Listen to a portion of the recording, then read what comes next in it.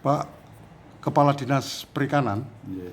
dalam hal ini kita ingin kejelasan untuk BBM subsidi solar untuk nelayan itu mekanisme dan rekomendasinya bagaimana Pak Kadis? Terima kasih. Jadi solar untuk Kabupaten Gresik sebagaimana diatur dalam surat dari BP Migas itu dari KKP pusat berjumlah 13.860 liter. Siap. 60.000 liter. Saya ulang lagi. 13.860.000 liter. Siap. Untuk jatah nelayan. Nelayan di Kabupaten Gresik kurang lebih 11.167. Siap. Tapi nelayan yang begitu banyak belum tentu semuanya punya perahu. Oh siap. Kurang mesin. Nah oleh karena itu maka perahu atau pokdakan jadi perikanan tangkap itu perahu, sedangkan perikanan budidaya itu adalah mesin diesel. Oh siap. Itu semuanya mendapatkan jatah solar bersubsidi.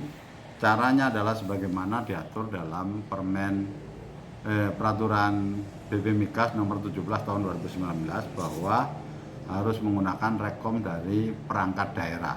Oh siap.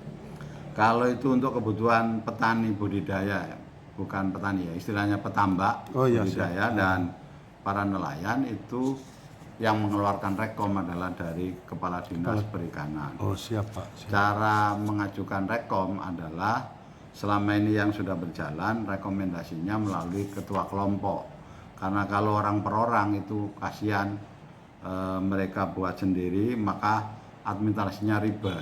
Siap. Maka dibuat per kelompok baik itu perikanan budidaya maupun perikanan tangkap. Nah untuk perikanan tangkap semuanya melalui KUB, Ketua Usaha Bersama Nelayan. Kalau di perikanan budidaya itu melalui pokdakan, kelompok budidaya ikan. Oke, siap Pak. Siap. Nah jatahnya 1 bulan. Jadi misalkan satu kelompok itu dia mengajukan berapa? Misalkan 88 orang. Siap. Masing-masing punya mesin berapa gitu.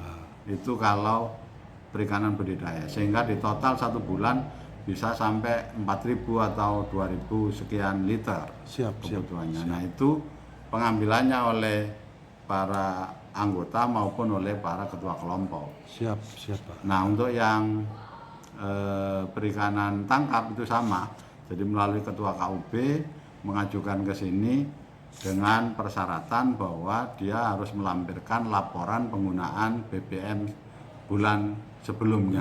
Kalau tidak ada itu maka tidak akan saya kasih rekom.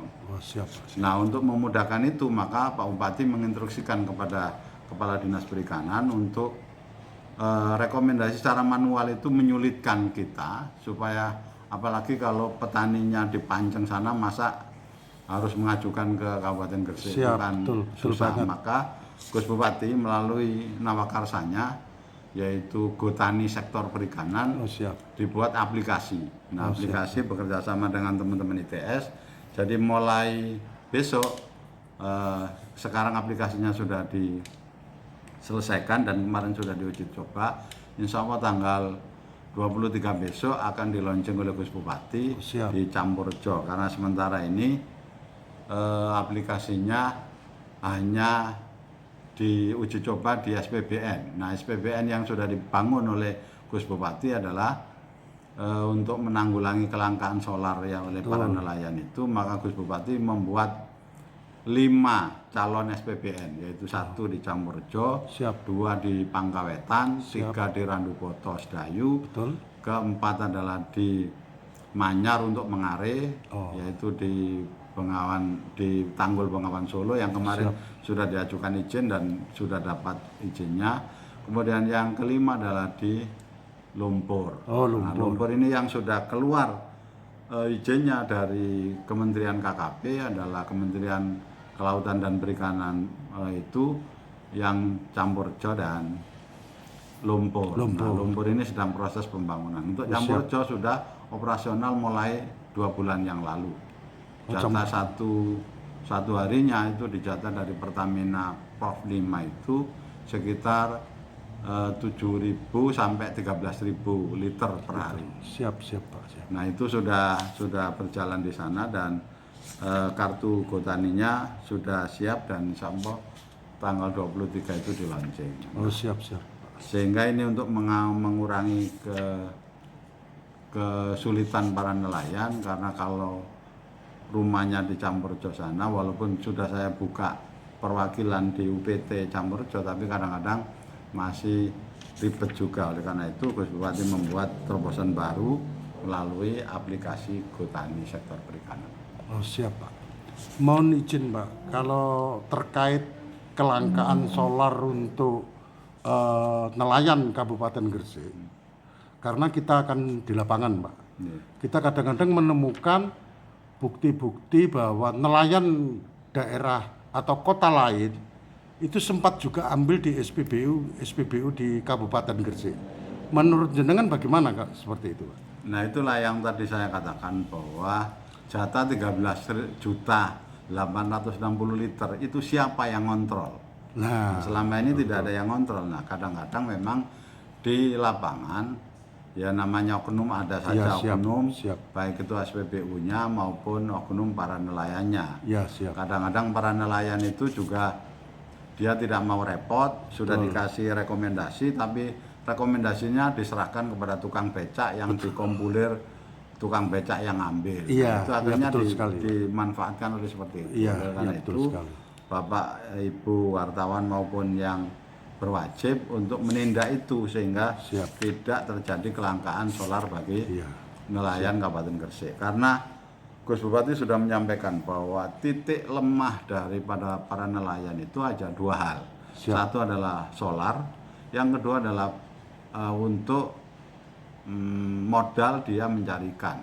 Misalkan bahan makanan pokok dan seterusnya untuk sangu ke laut itu. Oleh karena itu untuk solar maka diatasi dengan SPBN itu. Jadi jatah Gresik nelayannya yang tadinya di SPBU itu diambil alih semuanya ke SPBN. Nah kalau diambil alih semuanya ke SPBN kan tidak ada kecurangan karena itu sudah dikelola oleh Gresik Migas sendiri.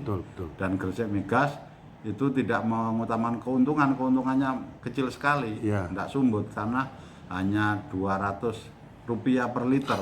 Itu berapa kembalinya? Padahal untuk membangun SPBN 1 bisa di atas 5 miliar. Bermiliar-miliar lah. Kemudian kemarin juga saya sudah ke Mbawean. Di Mbawean malah luar biasa lagi kecurangannya, bahwa saya sudah ke semua nelayan itu mengatakan kepada saya bahwa harga solar di Mbawean itu 15.000.